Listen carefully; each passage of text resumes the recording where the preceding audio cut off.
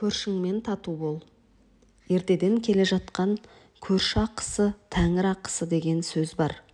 Бұл сөздің шығу төркіні діни аңыздарда былай баяндалады. Мұхаммед пайғамбар Миғражда бір бейбақтың екінші бір кісіге жабысып, соңынан қалмай жүргенін көреді. Ол қайда барса да хақымды бер деп қасынан бір елі ажырамайды. «Ей, бұл адамда не ақың бар? Не істеді саған?» деп сұрайды. «Бұл кісіде менің алынбаған ақым бар» дейді. «Қандай ақы?»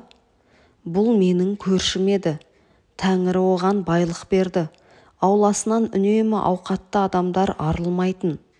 Ал мен өте кедей, пақыр болдым.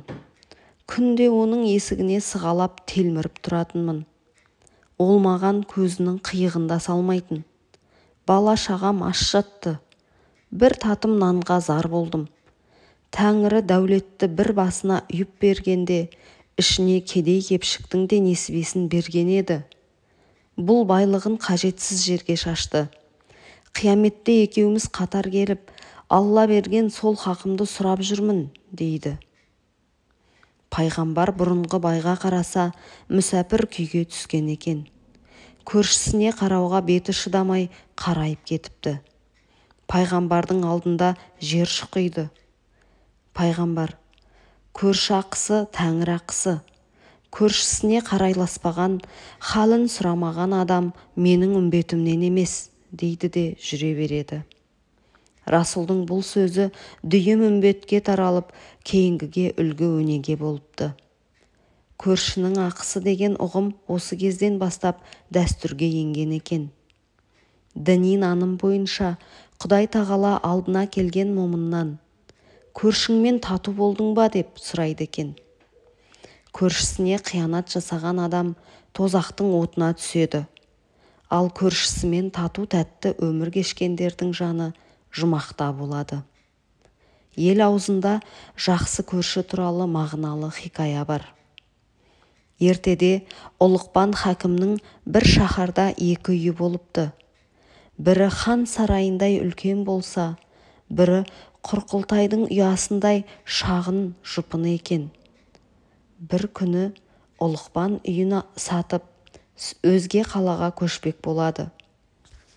Кең сарайлы үйін арзанға, ал лашығын қымбатқа бағалайды. Алушы түсінбей, оның мәнісін сұрайды. Ұлықпан хакім: «Мына үйім лашық болғанмен, көршім жақсы адам. Ондай көршіні Құдай өзі нәсіп етпесе, шаммен іздеп таппайсың. Сондықтан үйдің құнын емес, абзал көршімнің бәсін қымбатқа бағаладым. Екінші үйім сән салтанатты боз үй. Бірақ көршім нашарлау кісі. Онымен қоңсы болған кісінің қуанышы аз болады. Ол үйді арзанға сатқан себебім сол» депті.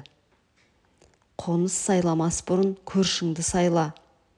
Үй алма, көрші ал» деген мәтелдер Ұлықпан хакімнен қалған екен. Көрші жайлы қазақ арасында да «Ұлым жақсы болсын десең, ұлы жақсымен, қызым жақсы болсын десең, қызы жақсымен көрші бол» деген сынды мақалдар да бар.